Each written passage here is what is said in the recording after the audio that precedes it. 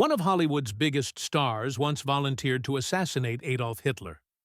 Another smuggled Nazi secrets using invisible ink hidden in her sheet music. These weren't scenes from a movie. They were real missions carried out by Golden Age legends.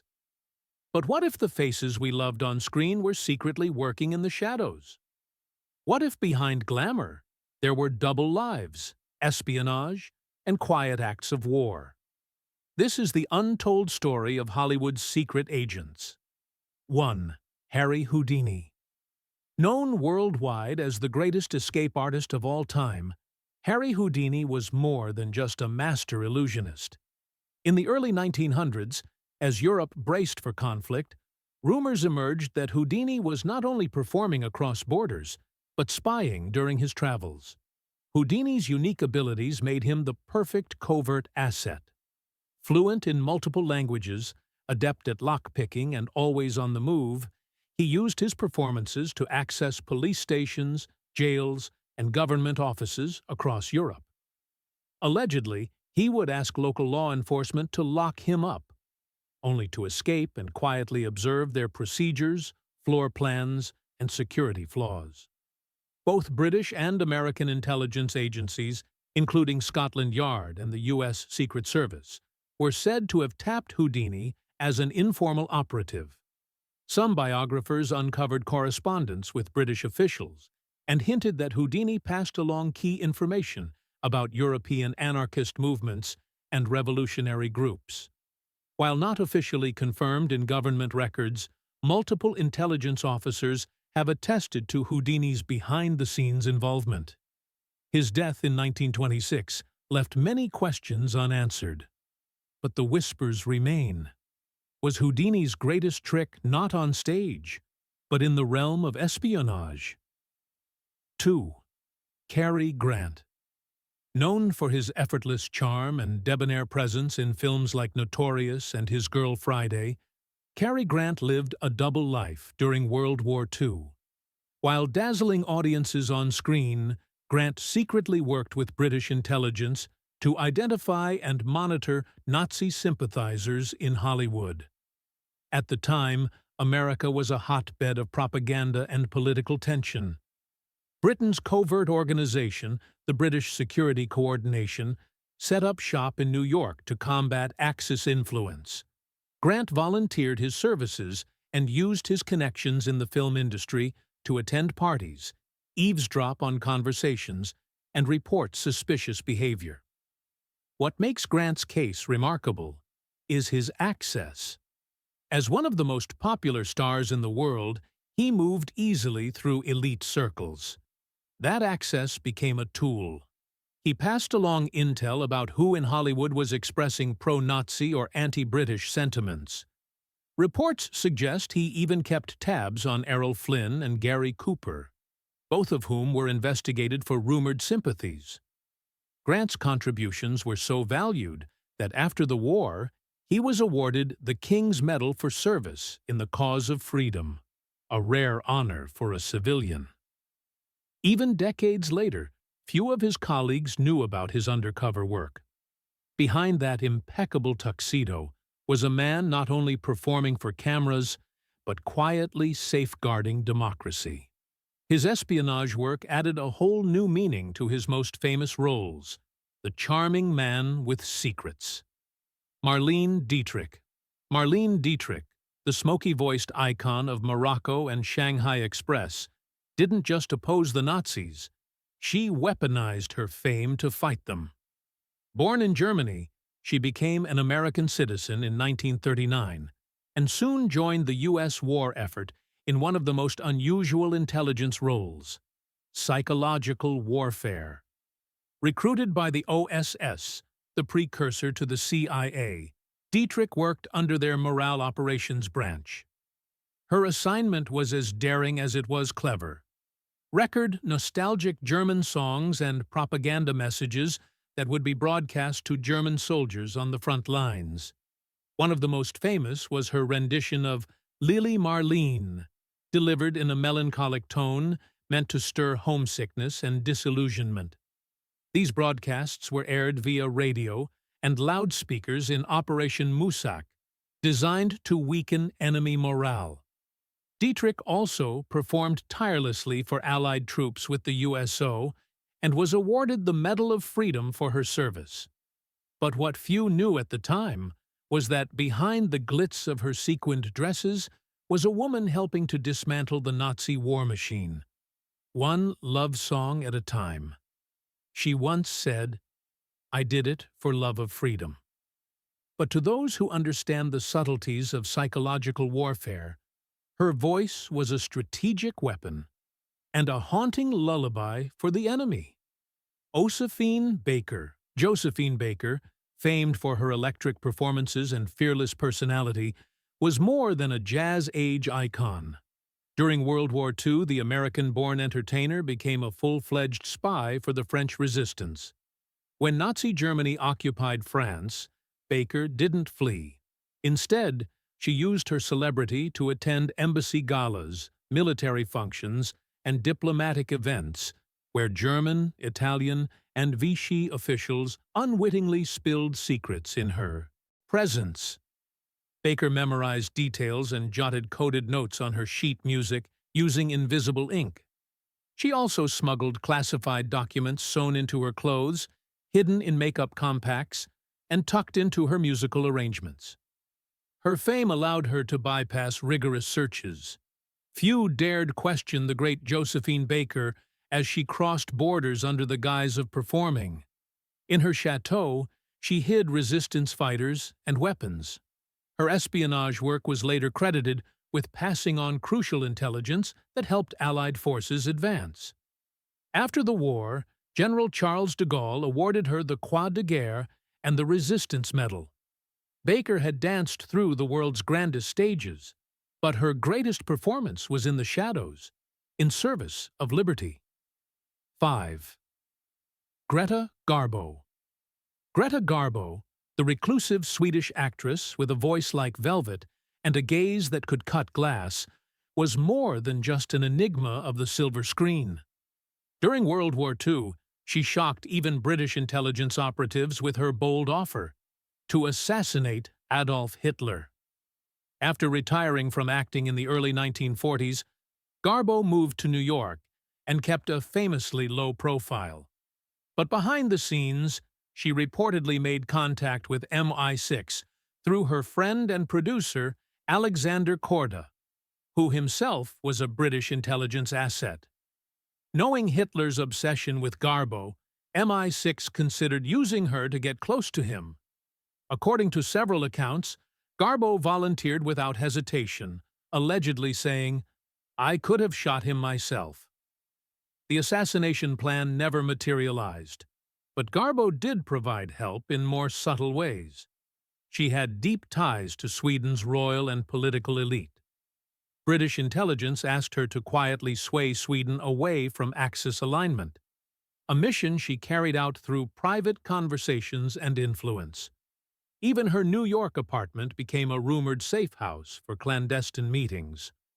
Though her full spy role remains cloaked in mystery, British records confirm she assisted Allied operatives and helped arrange safe passage for refugees. The most silent woman in Hollywood may have had the loudest impact in espionage. Whether she ever came face-to-face with Hitler remains uncertain, but the mere possibility makes Garbo's story one of the most intriguing wartime legends. 6. Noel Coward. Noel Coward was the epitome of sophistication, an elegant playwright, composer, and actor whose works defined British wit. But beneath the tuxedo and one-liners was a man collecting secrets for the British government. Before the outbreak of World War II, Coward was recruited into Britain's Secret Intelligence Service. Assigned to Section D, which specialized in sabotage and propaganda, Coward traveled through Europe and the Americas under the guise of cultural diplomacy. His real mission? Use his celebrity to eavesdrop on politicians, diplomats, and aristocrats sympathetic to the Nazis. Coward's charm was his weapon. People assumed he was harmless, a flamboyant artist who cared only for theater. But while sipping cocktails in Paris and mingling in Buenos Aires, he was quietly gathering intel and passing it back to London. His connections even earned him a seat at President Roosevelt's dinner table, where Coward subtly pushed for American support of Britain. Hitler's Gestapo reportedly blacklisted him, both for his sexuality and his intelligence work. After the war, Coward declined a knighthood, saying, "I did nothing heroic." But the British government knew better. His charm, gossip, and passport had helped the Allies more than any bullet. Sometimes the sharpest minds, not the sharpest weapons, win wars. 7. Christopher Lee, long before he terrified audiences as Count Dracula or Count Dooku, Sir Christopher Lee was a real-life agent of espionage. During World War II, Lee served with the Royal Air Force, but his true role was far more secretive and far more dangerous. Lee was recruited by the British Special Operations Executive, known colloquially as Churchill's Secret Army. The SOE specialized in sabotage, resistance coordination, and espionage in Axis-occupied territories. Lee's linguistic skills and commanding presence made him a perfect fit. He traveled through North Africa and the Balkans, serving as a liaison between British intelligence and local resistance fighters. He debriefed spies, coordinated sabotage operations, and even hunted down Nazi collaborators. In one mission, he parachuted into Yugoslavia to support the partisan resistance. When asked in later years about his wartime work, Lee famously replied, "I can tell you, but then I'd have to kill you."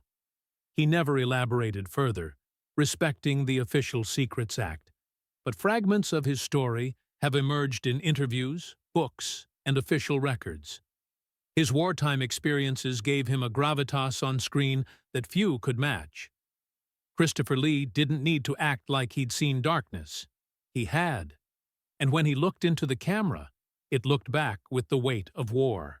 8. Sterling Hayden. With his chiseled jaw and sailor's swagger, Sterling Hayden was billed as the most beautiful man in Hollywood. But when World War II erupted, he gave up acting and dove headfirst into a world of shadows and sabotage. Enlisting under the alias John Hamilton, Hayden joined the Office of Strategic Services, the wartime intelligence agency that would later become the CIA. His skills as a seaman made him an ideal operative for covert missions along the Dalmatian coast.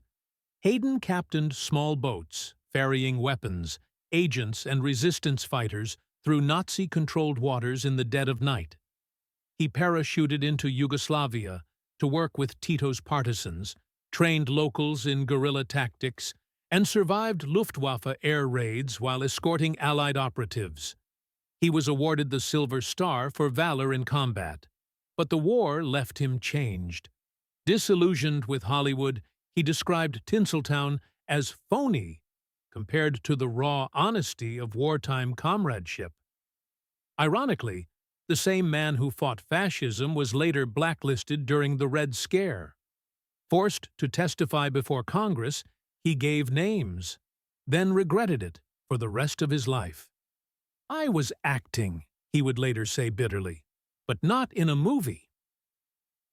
9. Leslie Howard Best, remembered as the gentle romantic Ashley Wilkes in Gone with the Wind, Leslie Howard led a far bolder life off-screen, one that may have ended in an act of espionage sacrifice. During World War II, Howard became a major figure in British propaganda, producing anti-Nazi films and radio broadcasts that enraged Nazi leadership. Joseph Goebbels, Hitler's propaganda chief, considered him a serious threat.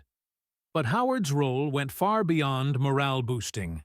In 1943, he embarked on a secret diplomatic mission to Spain and Portugal under the pretense of a cultural tour. Behind closed doors, he was meeting with political influencers, persuading neutral countries to resist Nazi pressure and support the Allies.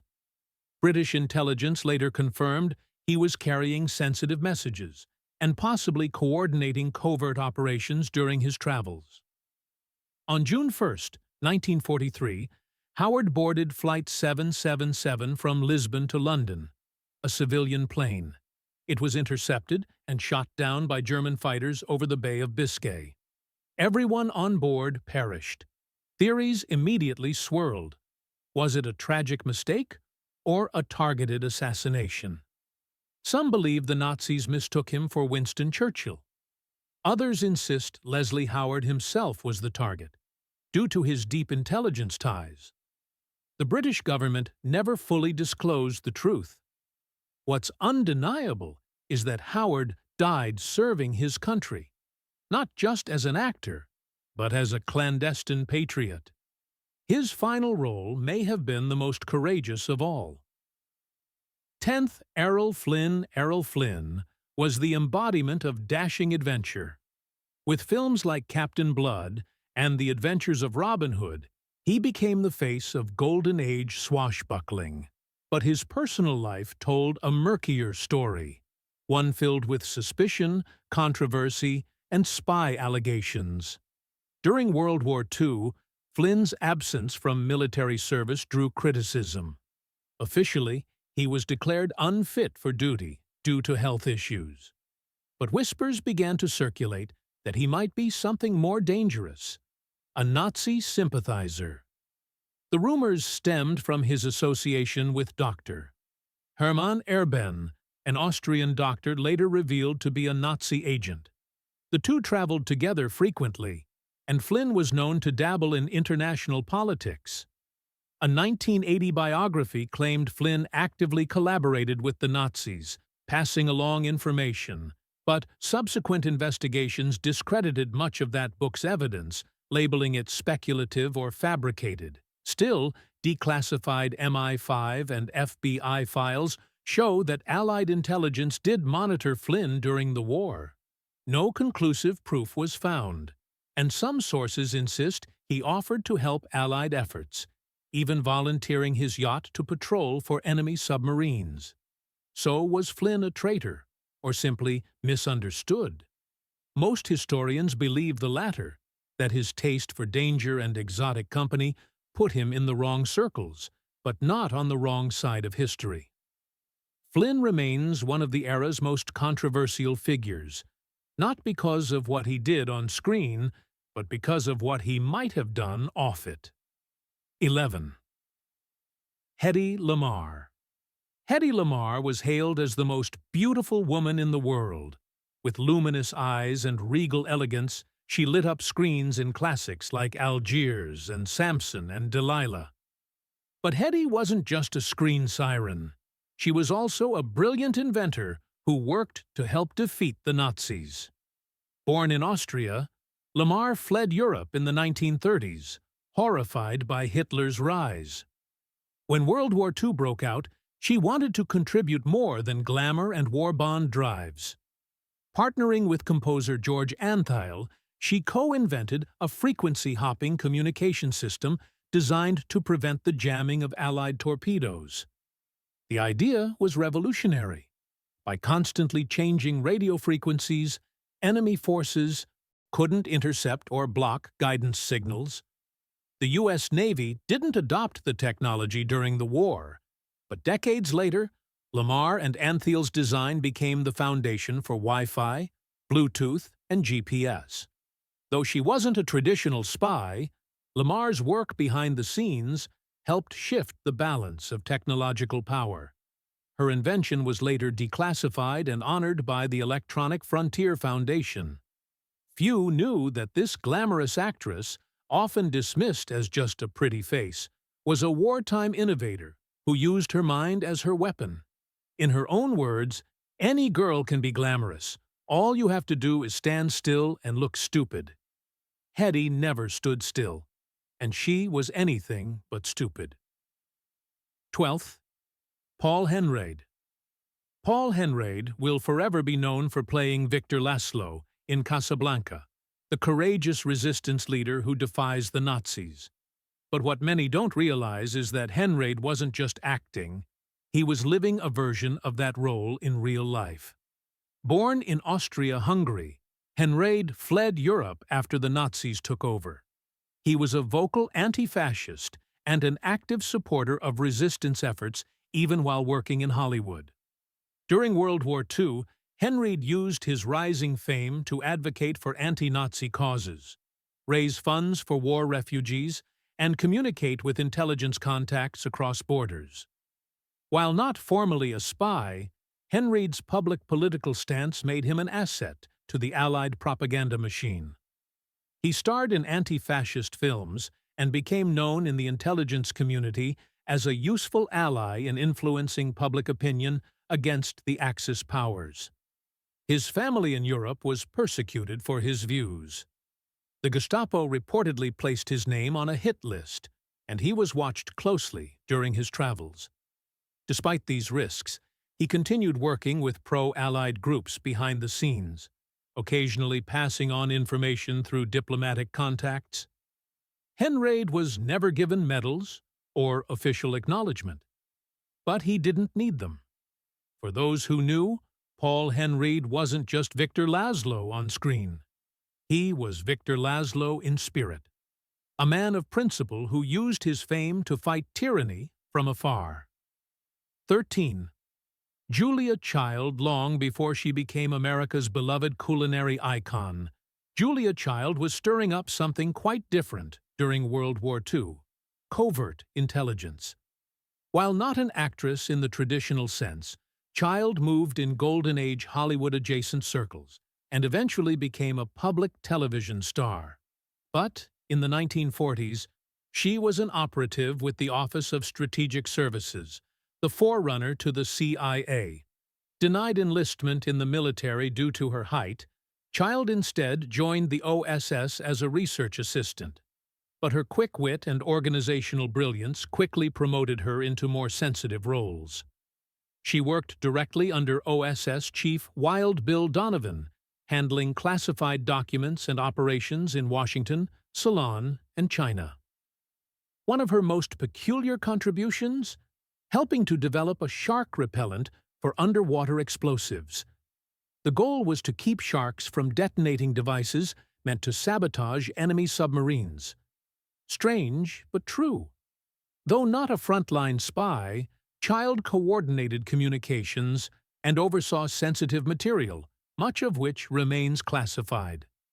In her later years, she rarely discussed her wartime past, preferring soufflés over subterfuge. Still, her OSS file, declassified in the 2000s, confirmed her Secret Service. The woman who taught America how to roast chicken was once part of a shadow war against the Axis. Talk about unexpected ingredients. 14. Moberg. Moberg was a backup catcher in Major League Baseball and an Ivy League graduate who spoke a dozen languages. But his greatest legacy wasn't on the diamond. It was in the shadows of wartime espionage. In the 1930s, Berg transitioned from sports to spycraft. Recruited by the OSS during World War II, he used his fluency in German, French, and Italian, and his athletic fame, as cover to travel across Europe, collecting information on Nazi atomic bomb development. One of his boldest missions was attending a lecture in Zurich by physicist Werner Heisenberg, the man behind Germany's nuclear program. Berg's assignment: assess whether the Nazis were close to building an atomic bomb, and if so, eliminate Heisenberg. Berg entered the venue with a pistol hidden in his coat, prepared to assassinate the scientist if necessary. He ultimately determined the Germans were far behind and spared Heisenberg's life. His espionage career took him to Yugoslavia, Italy, and Latin America, often undercover as a goodwill ambassador or academic. After the war, Berg faded into obscurity, refusing to discuss his exploits. He never married, never wrote memoirs, and lived modestly until his death.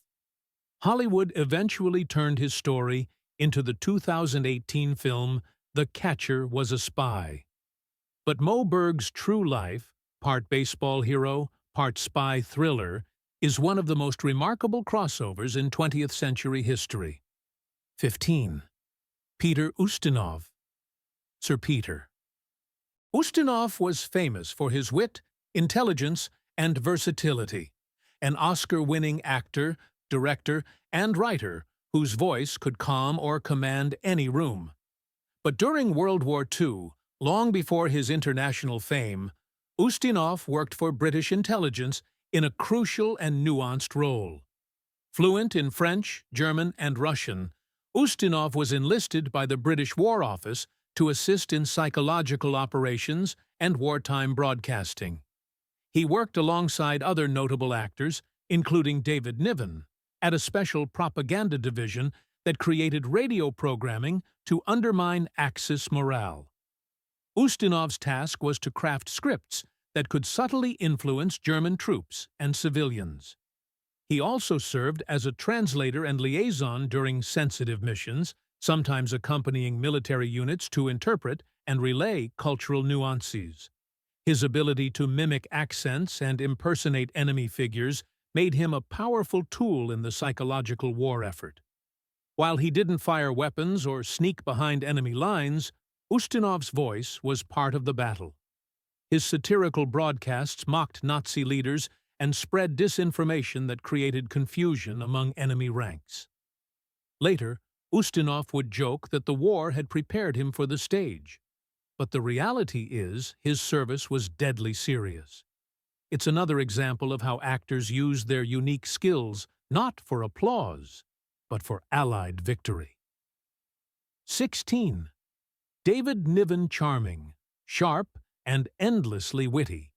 David Niven was the quintessential English gentleman in films like The Pink Panther and Around the World in 80 Days. But behind that mustache and twinkle was a man forged in the fire of real war and clandestine operations. When World War II broke out, Niven was one of the very few established Hollywood stars to return home to Britain and re-enlist. Already a former Sandhurst graduate and officer, he joined the Commandos and was later attached to the British Army's Special Operations Units. What's lesser known is that Niven also worked with the SOE and served in a role where his fame was both an asset and a liability. He trained agents in covert tactics and parachute missions and coordinated sabotage operations across occupied Europe. In one mission, he reportedly dropped into France to help prepare the resistance ahead of the D-Day invasion. In another, he served as a liaison for Allied intelligence, using his fame to distract and charm while passing critical messages. Despite his experiences, Niven was famously tight-lipped. He once told an interviewer, "I will say only this. I was given orders, and I carried them out." After the war, he returned to Hollywood with medals on his chest and 1,000 untold stories. Behind every smile was a memory, and behind every line on screen, a shadow of the man who'd once parachuted into danger for king and country. 17. Ian Fleming. Though most know Ian Fleming as the creator of James Bond, few realize that before he penned Casino Royale, he lived a life that reads like a Bond novel. During World War II, Fleming served as a naval intelligence officer for Britain. He worked closely with Admiral John Godfrey, the model for M, and helped devise Operation Goldeneye, an Allied surveillance and sabotage plan in Spain should Franco side with Hitler. Fleming's role wasn't limited to the desk. He coordinated missions, ran Black Ops initiatives, and even created a secret commando unit, 30 Assault Unit, tasked with seizing enemy documents during frontline combat. His fingerprints were on some of the war's most daring intelligence schemes. Fleming rubbed shoulders with SOE agents, American OSS operatives, and resistance fighters, absorbing methods, code names, and gadget concepts that would later define his Bond novels. While not a film actor himself, Fleming's immersion in British high society and Hollywood through personal friendships made him a well-known Golden Age figure. His spy work directly shaped the cinematic spy genre because he'd already lived it. 18. Roald Dahl. Before enchanting the world with Charlie and the Chocolate Factory, British author Roald Dahl was a dashing RAF pilot and a wartime spy in the United States. In 1942, Dahl was posted in Washington, D.C., where he served as a British air attaché. But his real assignment came from the British Security Coordination. Use his charm, wit, and social connections to influence American opinion and policy in favor of Britain. Tall, handsome, and debonair, Dahl moved effortlessly through high society, mingling with senators, diplomats, and journalists. He even reportedly romanced influential women to gather information or plant pro-British ideas, earning a tongue-in-cheek nickname in spy circles, the seducer with a mission. His reports were passed directly to MI6 and helped shape Allied propaganda strategies. He also liaised with American intelligence, including his future friend and fellow operative Ian Fleming. Though more storyteller than action man, Dahl's war service was key in winning hearts and minds. Before he dreamed up Willy Wonka's chocolate factory, he was helping secure Allied victory, one whispered conversation at a time. 19. John Ford. John Ford, the legendary director behind The Grapes of Wrath and Stagecoach, didn't just shape American cinema, he played a crucial role in wartime intelligence and military documentation. During World War II, Ford was commissioned as a commander in the U.S. Navy and became a key figure in the Office of Strategic Services. He led the Field Photographic Unit, responsible for producing films, capturing reconnaissance footage, and training operatives in visual surveillance. Ford wasn't confined to a studio. He filmed in combat zones, including the Battle of Midway, where he captured footage under enemy fire. His film, The Battle of Midway, won an Academy Award and, more importantly, helped galvanize American public support for the war. Beyond filmmaking, Ford's unit conducted psychological operations, and he personally debriefed spies and resistance fighters. His knowledge of optics, framing, and detail made him a valuable analyst of enemy footage and satellite photos. John Ford's legacy isn't just in Hollywood. It's in war archives, military training reels, and intelligence briefings, where celluloid met strategy. 20th. Claude Reigns. Known for his iconic roles in Casablanca, The Invisible Man, and Mr. Smith Goes to Washington, Claude Reigns carried more than scripts and stage notes. He carried secrets. Before his Hollywood fame, Reigns served in World War I, where he was exposed to chemical warfare and permanently damaged his eyesight. But in World War II, he quietly supported British intelligence through back channels, often using his connections within the theater and film community to gather and relay information. Reigns wasn't a field agent, but he played a vital supporting role in transatlantic information efforts. British and American officials saw him as a cultural courier, someone whose fame allowed him to move freely and communicate subtly between figures of influence. Declassified files show Reigns was involved in propaganda coordination, even contributing to scripts that shaped wartime morale. He also advised British operatives stationed in California on how best to approach American studios with pro-Allied messaging. He once said, "I never cared for being a hero, but I believed in winning the war, no matter how quiet my part." For the man who famously vanished on screen, his real espionage role was just as ghostly and just as effective. 21st. Gene Kelly. Gene Kelly is best remembered for twirling through puddles in Singin' in the Rain, but during World War II, he was dancing to a very different tune, Influence Operations. Kelly enlisted in the U.S. Navy and was assigned to the photographic section of the Naval Intelligence Division. There, he created morale-boosting films and propaganda content designed for American and Allied troops overseas. But more intriguingly, Kelly was also tapped as a cultural envoy. His charisma and all-American image were used to promote unity between Allied nations, especially with Britain and France. He conducted morale tours, helped produce training films, and even quietly participated in post-war occupation cultural exchanges in Europe.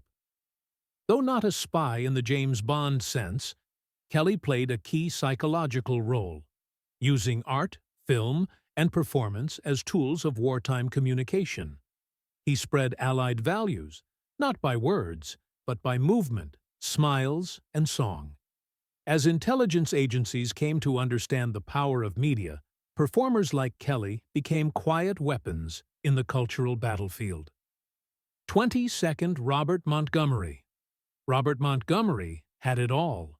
Matinee idol looks, Oscar nominations, and a rising Hollywood career.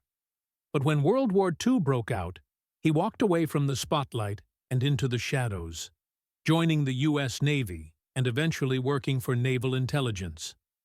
Montgomery served with distinction, rising to the rank of lieutenant commander. His job? Liaison between the Navy and the Office of Strategic Services. He coordinated communications and covert operations for missions across the European theater.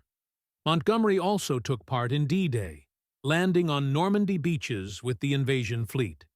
He wasn't just a bystander. He risked his life collecting intelligence in real time for naval commanders. After the war, he returned to acting with deeper gravitas, even playing military roles that mirrored his real-life experiences. He later served as a consultant to President Eisenhower on media communication, proof that his strategic mind wasn't limited to war zones. Montgomery's bravery was very real.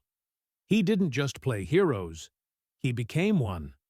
From secret missions to coded messages, these Golden Age stars lived double lives that few fans ever suspected. Behind every smile was a secret. Behind every performance, a purpose. Their fame was their cover, and their legacy goes far beyond the screen. In Hollywood's Go, light, shadows moved, and they were spies.